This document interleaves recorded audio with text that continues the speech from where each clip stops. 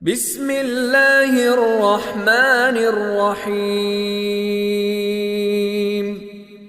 ألهاكم التكاثر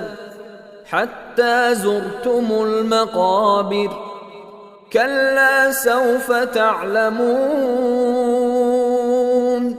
ثم كلا سوف تعلمون